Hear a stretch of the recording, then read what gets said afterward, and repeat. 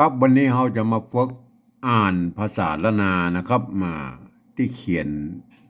ในรูปแบบของก่อนแปดนะครับก่อนแปดสุนทรภู่นะครับเป็นก่อนแปดตลาดนะครับมาแต่ละบาทนั้นมันก็จะมีอยู่8 กรรมนะครับมา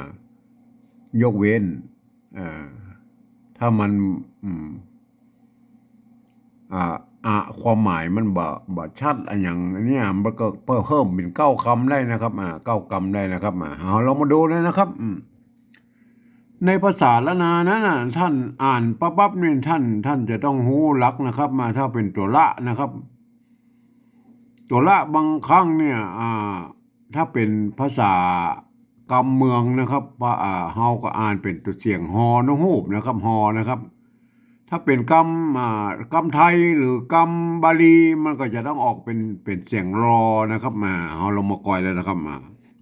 ท่านกันดูให้ดีนะครับเฮามาอ่านเลยนะครับ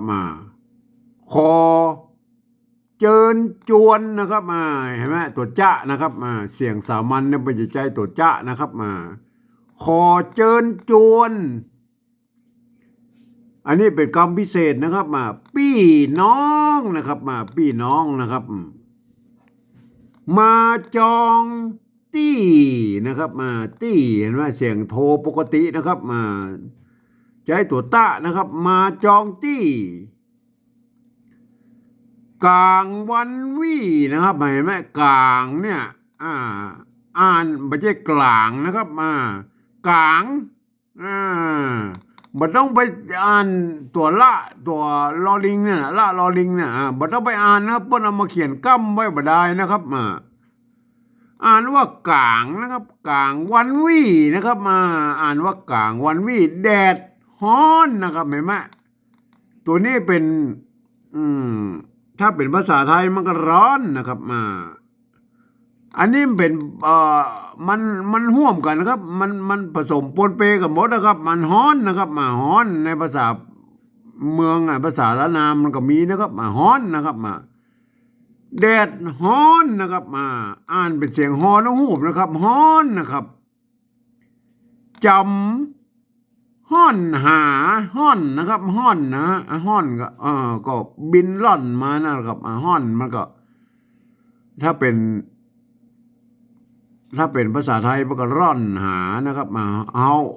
เป็นกำเมืองก็ห้อนหานะครับจำห้อนหานะครับเห็นไหมจำห้อนหารุ่นนะครับรุ่นเนี่ยมันเป็นภาษาไทยนะว่ารุ่นหมู่เฮาเห็นไหมตัวละเหมือนกันนะแต่ออกเสียงต่างกันนะครับรุ่นหมู่เฮานะครับอันเฮาเป็นภาษาละนานะครับเราเป็นภาษาไทยนะครับมันร่วมกันนะครับเฮานะครับรุ่นหมู่เฮาส่วนใหญ่นะครับใหญ่ในภาษาละนานะไปใช้ตัวญะนะครับตัวญะนะครับมันไม่ใช่ตัวยะนะครับไม่ใช่ตัวยะตัวญะนะครับเปิ้นจะใช้ตัวญะนะครับในสมัยโบราณพวกก็เขียนอย่างนี้นะครับใหญ่นะครับส่วนใหญ่นะครับอ่านเสียงยอยักษ์เมืองละนานะครับส่วนใหญ่วัยนะครับเห็นไหมวัยไม้ไก่ของละนานะเปิ้นบะใส่ไม้พัดยอยักษ์นะครับเปิ้นจะมีไม้ไก่อย่างเงี้ยนะครับไม้ไก่ไก่เนี่ยเนี่ยนะครับวัยอันนี้เป็นบาลีนะกรรมบาลีนะครับอ่านว่าจะลานะครับ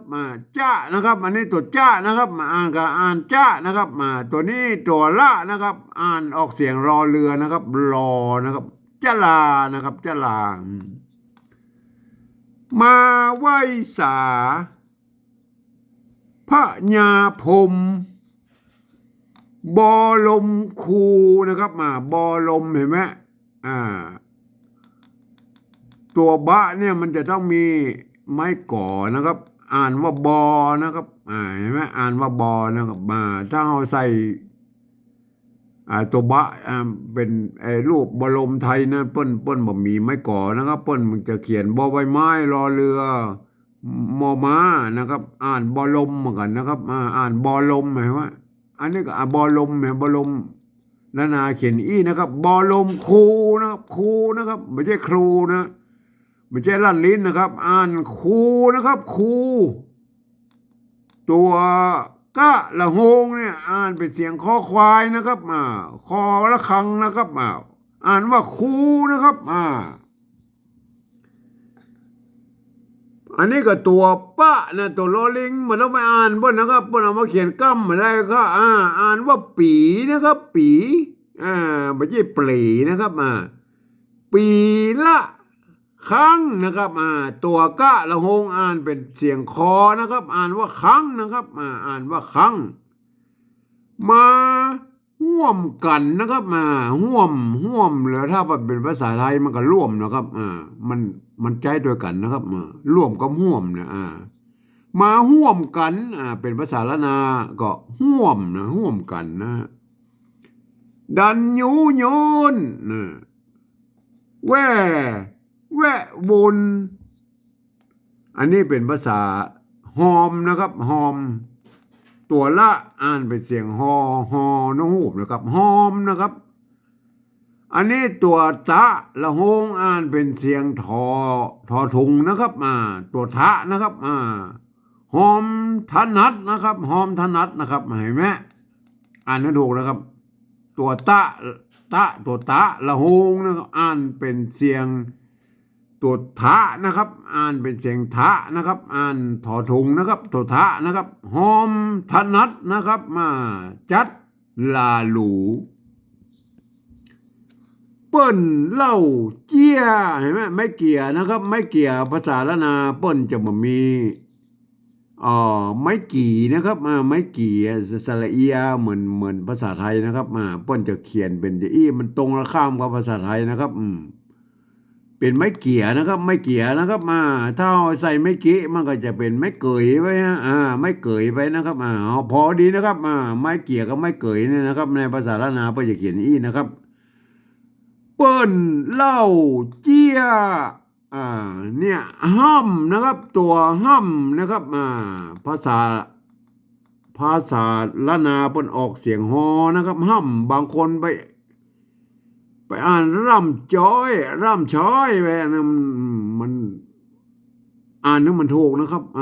หลักการของภาษาละนาคือตัวละในภาษาละนาเนี่ยเพื่อจะเขียนแทนเสียงฮอนะครับในภาษาละนาเนี่ยเพราะนั้นมันก็จะปนผสมปนเปกับภาษาอื่นๆไปนะครับเวลาอ่านนั่นท่านจะต้องหูนะครับกรรมใดเป็นภาษาละนาก็อ่านเป็นเสียงฮอนะครับห้ำจ้อยนะครับไม่ช้อยไม่ใช่ช้อยนะครับอ่านจ้อยนะครับอ่านจ้อยห้ามจ้อย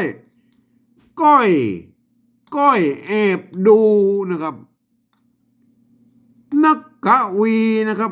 กะวีนะครับตัวนี้เป็นกะนะครับมันซ้อนกันนะว่ากะวีนะครับนักกะวีจันคูนะครับจันคูนะครับปู่นำตาปู่ตางนำนะครับ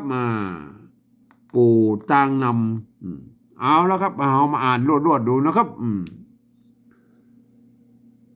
ขอเชิญชวนพี่น้องมาจองตี้กลางวันแดดฮ้อนจำฮ้อนหารุ่นหมู่เฮาส่วนใหญ่วัยจะลามาไหว้สาพระญาพรหมบรมครูปีละครั้งมาห่วมกันดันยูโยนแวะวนหอมถนัดจัดลาหลูเปิ้นเล่าเจียห้ำจ้อยก้อยแอบดูนักกวีจันคูปู่ตางน นะครับท่านก็เอาไปฝึกอ่านดูนะครับ